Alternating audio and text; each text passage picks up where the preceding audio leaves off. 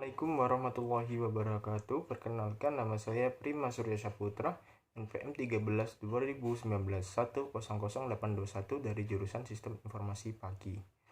Baik, di sini saya akan menjelaskan salah satu bisnis atau usaha yang menjanjikan, yaitu frozen food. Salah satu tren gaya hidup masyarakat modern saat ini yaitu lebih senang mengkonsumsi yaitu makanan yang bersifat praktis, cepat saji, sekaligus enak. Nah, tren ini tuh muncul seiring berkembangnya zaman dan pola gaya hidup masyarakat.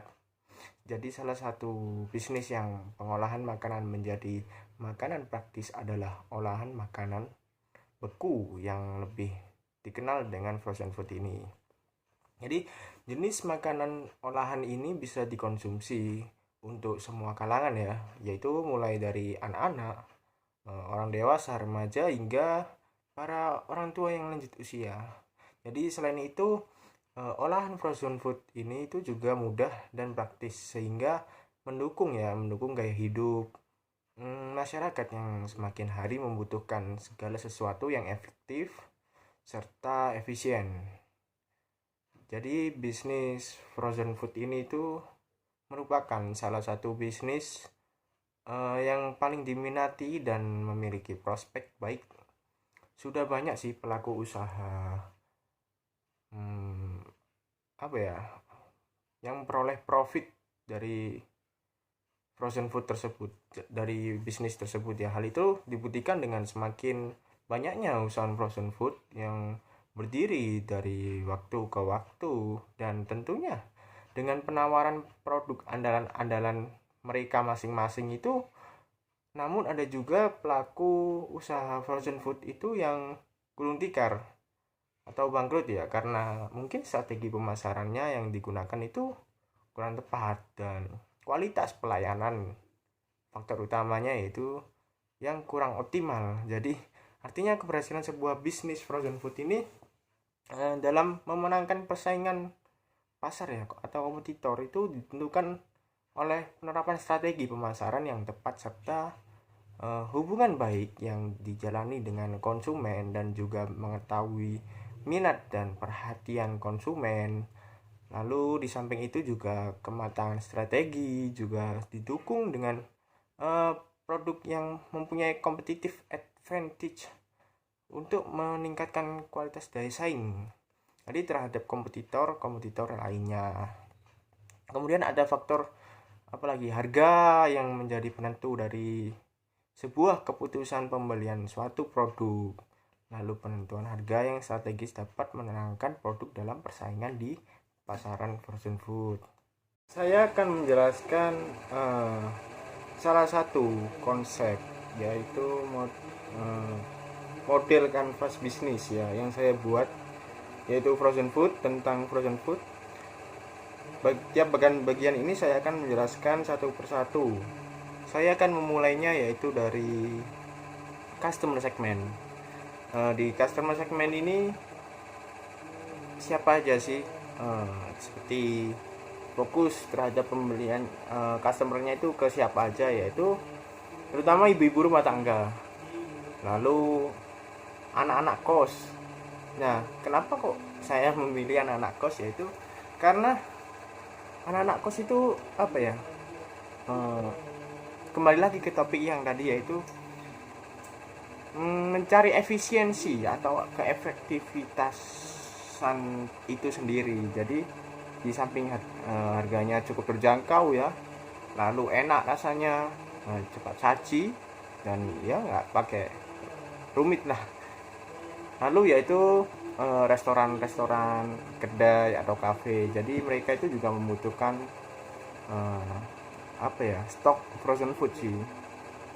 Oke, lalu saya akan menjelaskan yaitu di bagian channel. Di bagian channel sendiri ini saya akan memasarkan produk yang saya jual frozen food itu di laman apa saja, yaitu pertama adalah Instagram dan Facebook. Karena kenapa saya milih itu? Faktor pertamanya yaitu usernya itu benar-benar banyak sekali, Instagram dan Facebook. Jadi kalau kita memasarkan di situ itu bisa dilihat oleh banyak orang, jadi lebih leluasa gitu aja sih. Lalu WA story, nah ini penting terutama terhadap rekan-rekan kita biar tahu produk apa aja yang kita jual, lalu harganya cukup terjangkau, jadi mereka itu bisa tahu, oh harga ini dibanding dengan tokonya temenku lebih enak temenku gitu. Jadi kita apa ya, kayak ada strategi marketingnya gitulah.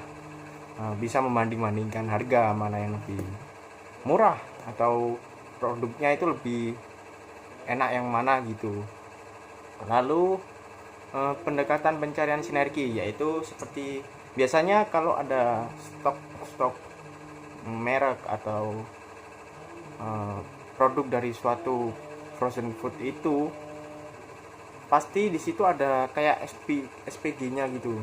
Nah itu mungkin mereka juga membantu memasarkan produk-produk yang kita jual juga gitu. Lalu yaitu brosur. Nah untuk brosur ini itu kita di pegawai itu apa ya, menyarankan atau membagi-bagikan brosur ke tempat kita gitu. Jadi untuk tempat di daerah kita itu tahu kalau oh tempat ini tuh jual apa aja sih, oh ada promo apa aja sih, nah biar tahu gitu aja sih. Lalu untuk tabel customer relationship, saya akan menjelaskan ini, yaitu apa aja sih kayak seperti pendekatan yang baik buat ke customer kita, terutama yaitu kontak WA.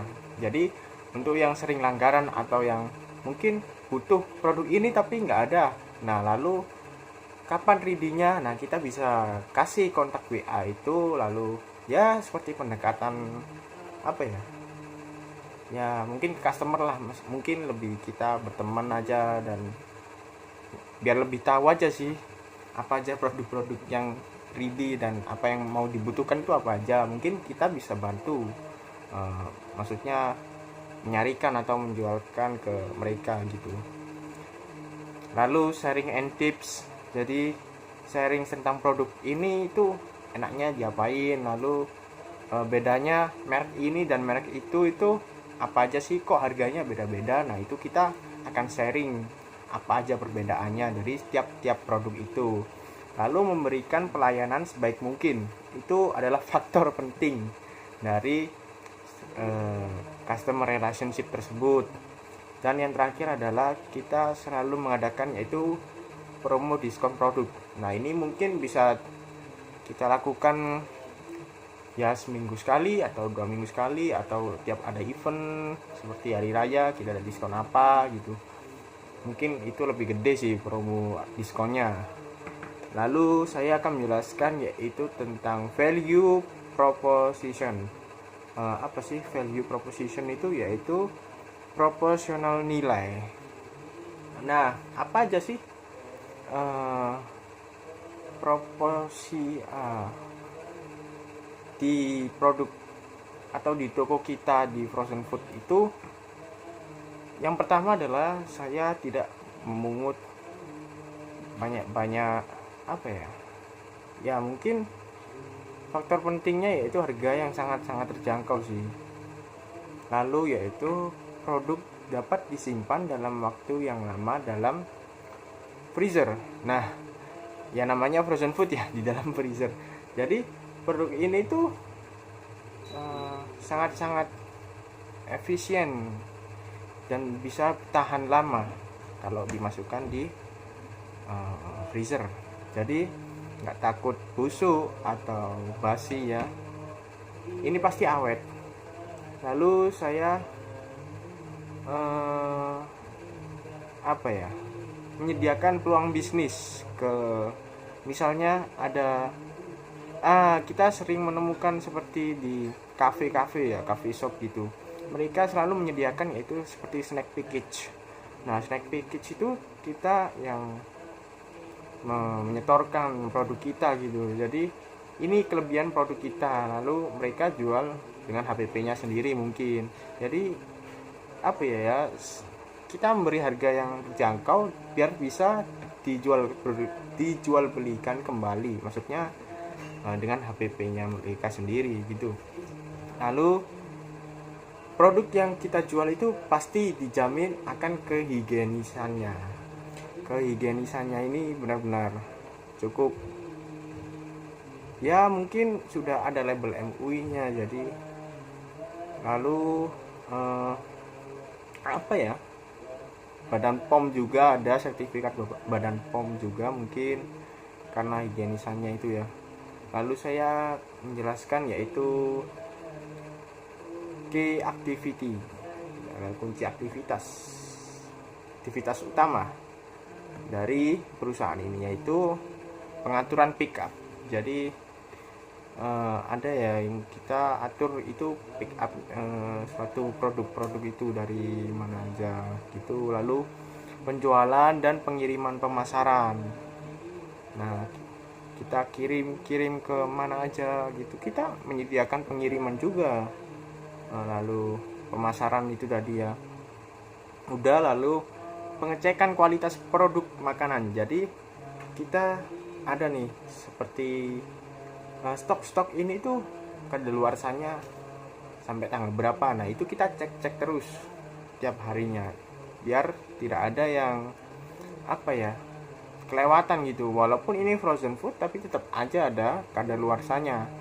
Dan itu kalau misalnya kita lalai itu bisa berakibat fatal terhadap konsumen kita, dan itu bisa mencoreng nama baik sehingga konsumen itu nggak mau lagi ke kita gitu.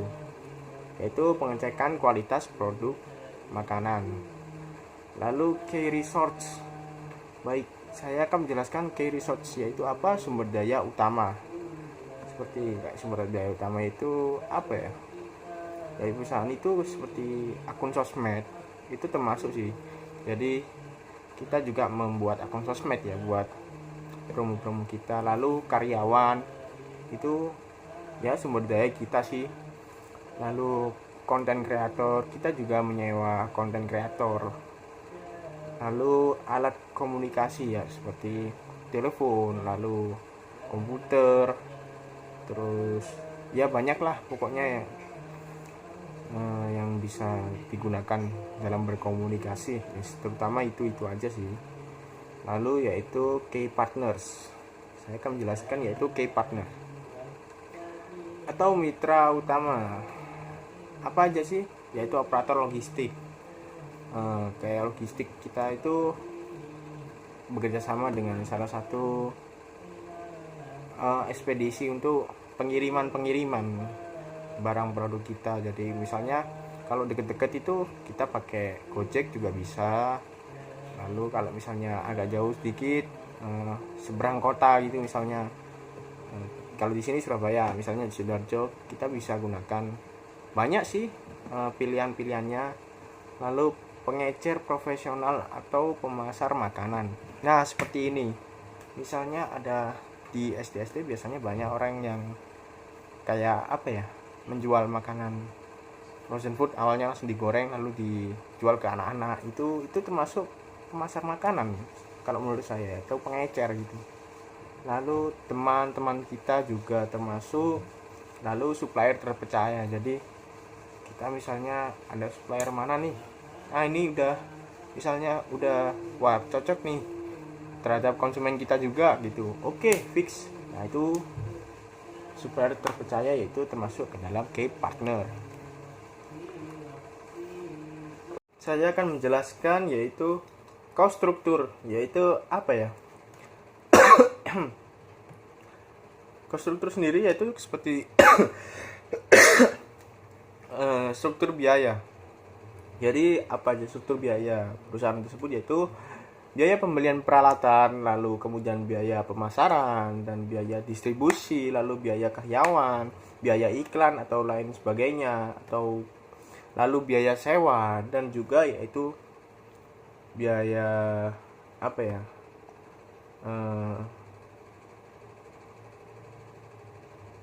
pajak sih. Ya itu aja. Lalu revenue stream atau bisa dibilang yaitu arus pendapatan. Jadi harus pendapatan dari perusahaan ini itu adalah penjualan aneka macam frozen food hingga mencapai target semaksimal mungkin. Cukup sekian presentasi saya. Apabila ada kata-kata yang kurang, mohon maaf. Wassalamualaikum warahmatullahi wabarakatuh.